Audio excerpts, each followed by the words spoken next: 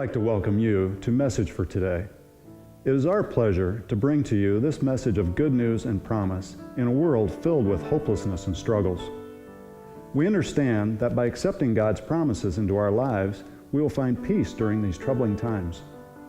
At the end of the broadcast today, we'll have two special offers for you, so have pen and paper ready. Now it is my pleasure to welcome our speaker, Dale Morrison, with God's Message for Today. The will of God for your life. A topic that has been asked forever, and if you go through the Bible, you continually see people asking that same question, what do you want me to do? Where do you want me to go? We see examples of people readily seeing it and answering it. We see examples of people who knew what God's will was for their life, but said, I'm not doing it, and they ended up in a belly of a fish. And we see example of those that just totally denied it and would not accept it no matter what happened.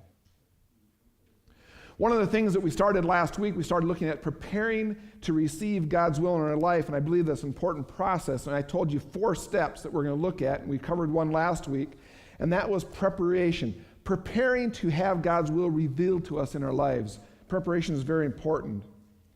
We talked about asking for it. Asking to seek God's will in our lives, readily seeking it and being there. Another part of it was ridding of self. You see, I think that this is one of the most important things. And it's a topic we're going to talk about a little bit more here in a couple of weeks about ridding ourselves and what does it really mean. We have to give our whole hearts to Him, completely in alliance with God.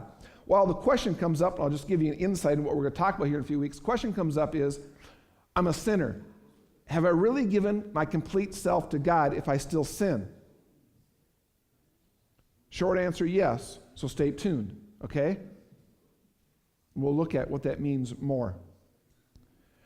Worshiping God is also a very important part of this preparation process. Coming and worshiping Him, giving our all to Him. And those are some of the things we looked at last week. And remember our key verse that we kind of looked at for these things we're used today is Romans chapter 12, verses 1 and 2. We're going to continue on there. Romans chapter 12 and verse 2 talks about do not be conformed to this world. So number 2 is, in this step, number 1 is preparation. Number 2 is proclaiming, proclaiming your allegiance to God. It is good. It is important. One more time. It is vital to you and I in our lives in this process to have in our hearts, in our minds, and publicly proclaiming this allegiance to God. Many Christians get waylaid in their walk, in their adventure of finding out God's purpose for them in this process. They have set out to do God's will. And in the process of that, oftentimes they become quite successful, not only in doing God's will, but successful in the world around them. And because they have not complied and pledged 100% allegiance to God, all of a sudden their eyes start to get waylaid by the things of this world. Success. Success often brings money. Money often brings things. And see, each one of us now has to define what those things are, because things to me are different than things to you. Big houses may not be a big deal to me, and maybe God grants me a big house, but to you it might be a big stumbling block. Cars may mean nothing to you, and God may allow you to have the fanciest car in the world, but to me, if I had it, I would be hung up into this car thing. So you understand how things are different to each one of us. Clothes can be a hang-up, things of this world. Ladies, shoes can be a hang-up to the things of this world, okay? I'm sorry. But you understand what I'm talking about? Where is our allegiance at? What are we looking at? lavish lifestyles, sin can trap us and detour our allegiance to God. I think if we're looking for the will of God, somehow, in some way, we have to let Him know that we are serious about serving Him. Well, duh. I prayed, I told Him, isn't that good enough? No, it's not. Words are not enough in proclaiming our allegiance to God. Actions must take place also. Actions are vital to this. I can speak a lot of things, but it's my actions that really dictate my heart and who I am and my desire of following and having a relationship with God in heaven and doing what He really wants me to do. And sometimes when I am failing to see God's will in my life, it likely is because I'm not even doing what I know He's asked me to do already. Why should He reveal more to me? There's no reason. I would waste it. You see, I believe that in good preparation to receive the divine calling of God's will, it is to say, not my glory, but the Lord's. It is always for you. It is always about you. Just use me as an instrument tool. And if no one on this earth recognizes that I'm doing your work, but your name is lifted up, praise God. And if somebody comes to me and says, oh, you're doing such a good work to God, humble me enough to be able to say, to God be the glory, not to me. Allegiance complete to God. See, this is a different attitude of what the world sees when asking for things in this world. When we make a purchase, we seek features. We seek warranties. We expect ourselves to be given our needs met. Our attitude must be upside down when we're seeking God, looking for His will. I want to serve you. I want to seek and meet your desires, Father. I want to be part of the kingdom that you are ruling, not of my kingdom. I want to glorify you. I want all glory to be put on you, not on me. And no matter what trouble or strife or struggle I'm having in my life, to you be the glory. Success, you be the glory, not me. God gave me the strength to get out of bed and go to work. God gave me the wisdom to make decisions that I've made during the day that maybe made my company millions of dollars. God did it through you, not you. God's glory. If your sincere allegiance to Him, everything that you do, every breath you take is a gift recognized from Him. How long will it last if you begin a new job and work for somebody?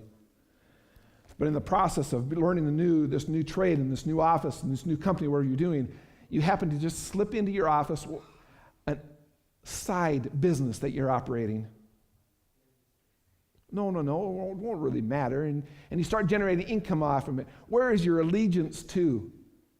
Is your allegiance to your employer who gave you a job and gave you the office and is trying to help you be successful? Or is your allegiance to this other side job that you got money coming in and you're not having to split the income with anybody? It's just there for you. Friends, I want to make this really clear today.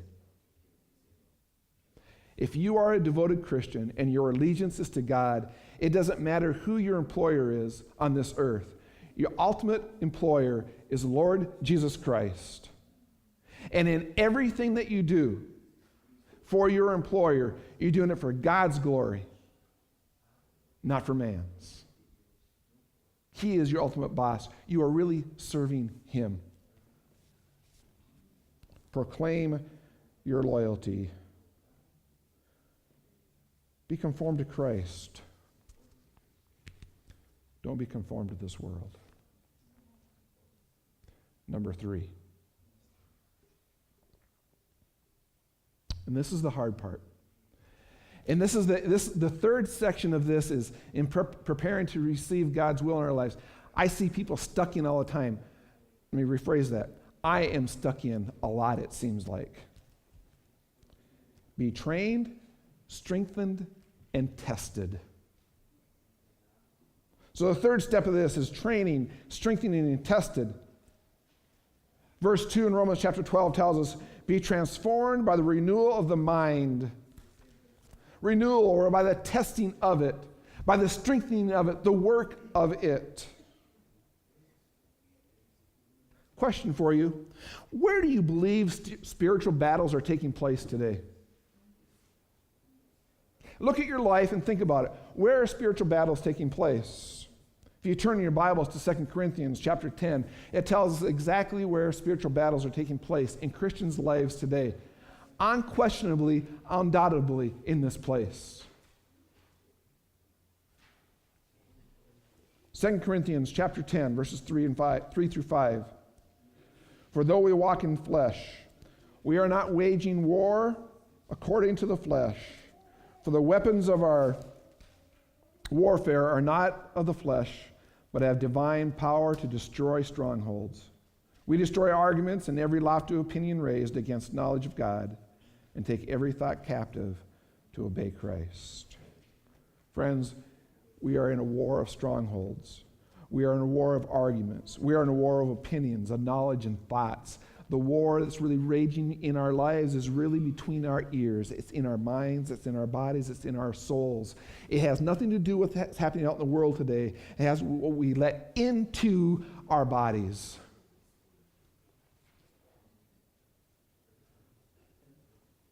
I'm at a firm conviction of this. With reading the Bible and understanding who Satan is, Satan does not know the future. Really, the only other thing that I can find readily at hand that he does not know. Satan cannot know my thoughts until I've acted upon them. You understand what I'm saying? Satan doesn't know what I'm thinking in here, but the minute that I audibilize it in some way, physically, voice it, whatever it is, Satan doesn't know what it is, and he's a smart man, and he's watching for that little crack of evidence of what it is that attracts me to this world and will deter me from my walk with God. I may be on the computer, and something that appears to be innocent pops up, and I click on it. It takes me into one of those sites I do not want to be at. Satan now knows a weakness. I may have thought it before, but now he's seen me act upon it. And now he's got me, and he can implant then all these tricks and all these things to drag me farther and farther down the road of sin. You understand what I'm talking about? He doesn't know our thoughts, but he sees every one of our actions. Battles happen in the mind. When you go looking for the will of God, there's going to be a time of training and strengthening, because oftentimes we really aren't ready to receive God's will in our lives. Maybe we aren't strong enough to persevere and carry out what he has put in, what he is willing and wants to put out in front of us for our lives. You can bet that's someone. And it probably won't be someone very far away from you. When you reveal to them that God has showed me what he wants me to do, they're going to begin to question you and if it is really God's will for you in your life. And sometimes these questions come from our closest friends. They may say, you can never do that. Furthermore, God would never ask you to do so much and give up so much. Are you crazy? God, he's not that kind of a demanding God who would have you do that. Speaking to a friend of mine about this, his next 2 or 3 things mirrored his life and his walk in seeking a relationship with God and doing his will. When he revealed to somebody that God had called him to the ministry, He said, are you crazy? You're giving up a 6-figure income job to do what? Have you thought about your family? Doing this to your family is going to cause them so much hardships and trials. They're going to have to move. And, 2 or 3 years, pastors always move and they just keep moving. They're never going to be settled. What about your kids?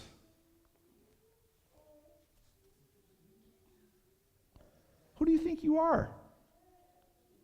That God can use you.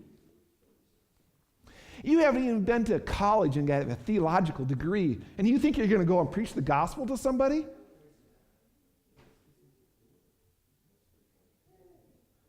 And to God be the glory. They simply looked at their friend and said, yes, I do. And they followed God's will. They gave up. They gave up. They gave up. And they received.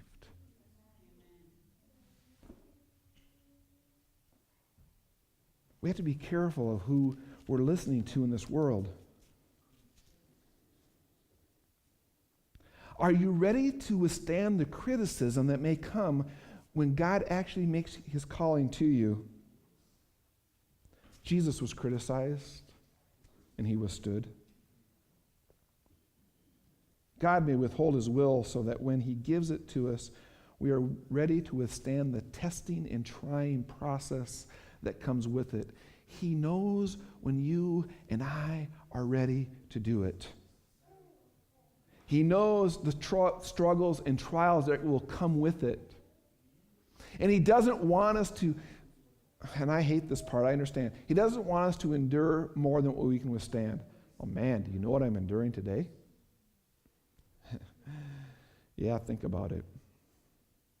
God's withholding possible will for you in your life that you're seeking because he knows you're not ready to withstand the real trials and burdens that are going to come upon you. I had some struggles this last week.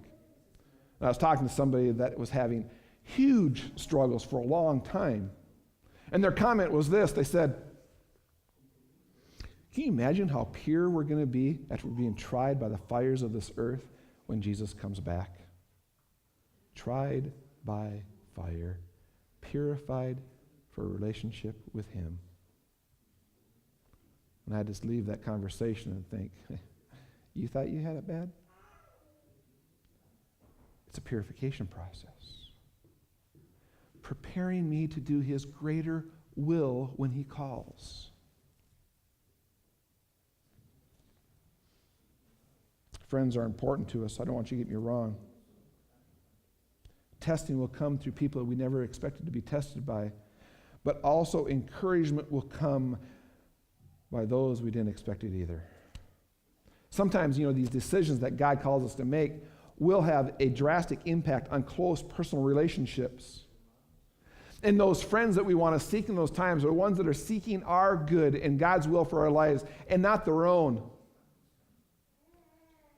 It may hurt me if God calls you to do something because we may be separated by miles or I may lose something in this relationship. But if it's God's will for you to do that, God bless you, and I'll be praying for you. I hope that God continues to lead you and to guide you in this.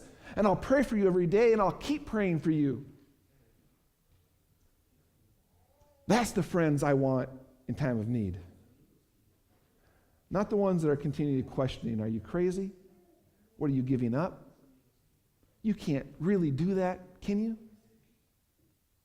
I want supportive friends. I want ones that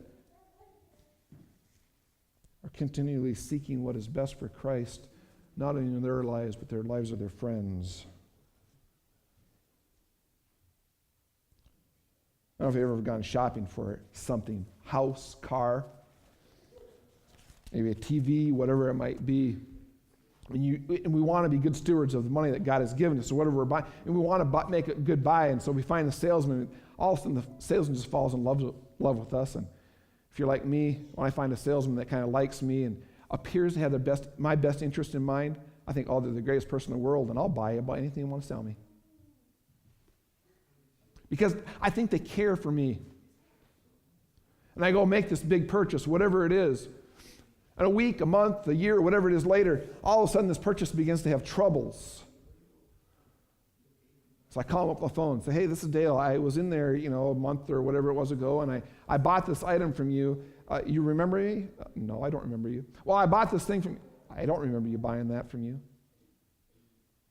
See, they really didn't care about me, did they? They cared about making the sale. Bought my wife a vehicle a few months ago, and I had this experience, just like I explained to you. And I got him on the phone again, and I said, look, this isn't right. And he said, you're right. Let me call you back. Well, 15 minutes later, he called back and said, I talked to the dealer, and he said, take it, get it fixed at this place, and we'll split whatever the cost is. Is that fair? I said, yeah, that is. He cared about me, didn't he? See, that's the kind of friendships I want in this world. Paul tells us in 1 Corinthians 16:9, 1 Corinthians 16 and verse 9. Wide a door for effective work has been opened for me, and there are many adversaries in the way. Paul's saying the door is open wide for me to do the service of the Lord, but there's many adversaries in the way that are hindering me from walking through it and receiving the full will of God in my life, and I need to push them out of the way and be willing to take that step and get through that doorway. A true friend is one that wants us to have that relationship with God and do what he wants us to do. Encourage us to do it. When God does something really amazing, when love is tested, when it is experienced, it grows stronger. You see, when we recognize those little things that God is doing in our lives, our faith and trust and belief in him is growing stronger. So that when we start to begin to seek these big things, we're able to see them and understand them. I don't know about you, but when someone does something for me, that I know they had to give it their time, maybe their money, it took effort, it is very memorable to me. I don't have a great memory, but I remember those experiences. I don't forget who they are. I don't forget the sacrifice they gave. I don't forget the time that they gave. Maybe the money that they gave to help me to get there to where I wanted to be, or something that I needed, a trouble that I was having, and they helped me out of it. I remember it because it was a personal gift to me. Friends, it's the same way in a relationship with Christ. We need to recognize the free gifts that he's already given us, guaranteed us, written.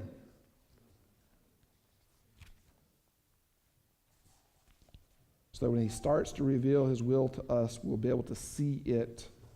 And our relationship with him will be based on more than just because he gave it to me. Sometimes when things are given to me, I don't appreciate it the same way, right? And through work and trial, sometimes I appreciate it more, and I can understand it more, and I'm ready to receive it more. The fourth and last step in preparing to receive God's will in your life is receive your mission. Last part of verse 2 in Romans chapter 12 says, you may discern what is the will of God. Notice what it does not say in that verse. You might discern. Maybe someday you'll discern. Possibly you might be able to do this. It's a promise there. You will discern God's will in your life. So don't come to me and say, I never see God's will in my life, because I'm going to challenge you. Are you really seeking it? Have you pledged yourself to him? Where's your allegiance at? Are you willing to go through the strength and the fires and the trials to really receive it? Or have you given up already before you got there? If you're really sincere about your quest for God's will, and he seems to be almost silent, there seems to be no visions, no angelic visitors, no pillars in the sky leading us to where we're supposed to go. None of that which I personally care for myself. If you've received it, let me know, but I haven't had it yet. God, come sit at that chair and let's have a face-to-face conversation. I don't get it. And I think, where is it supposed to come from? How am I supposed to see it? See, the process of preparation, of training, sometimes is an inner, gut-wrenching self-examination leading to the proclamation from God himself. Hopefully you've been strengthened in the process. Maybe even found some answers to things that you've been struggling with for a long time in your life through the process that prepares you to receive it. You likely have engaged the enemy, and now you're ready for God's direction in your life. It wasn't easy. It definitely wasn't easy as I thought it would be. And sometimes we wonder, why is it taking so long for God to speak? Matthew 7:7-8 says, knock and the door shall be opened, seek and ye shall find. You know the verse, right?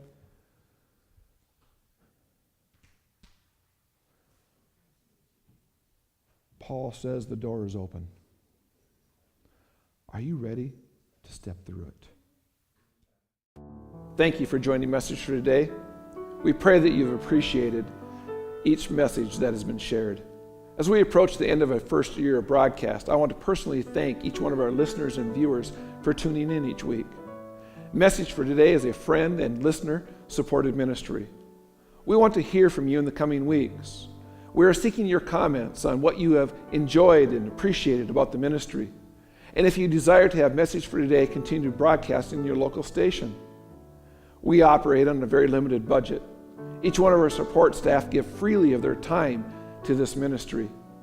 In that way, each dollar that is given to Message for Today in support of this ministry goes directly to the cost of covering materials and broadcast cost of sharing God's love. In appreciation of your support, we'd like to give you this book that looks at the conflict in the world that is around us, the Great Controversy. For a gift of $5 or more, you will receive this book as an appreciation of your support. Write to us at Message for Today, Post Office Box 10253, Cedar Rapids, Iowa, zip code 52410, or email at info@messagefortoday.org. Thank you for your support and prayers of this ministry, and may God richly bless each one of you.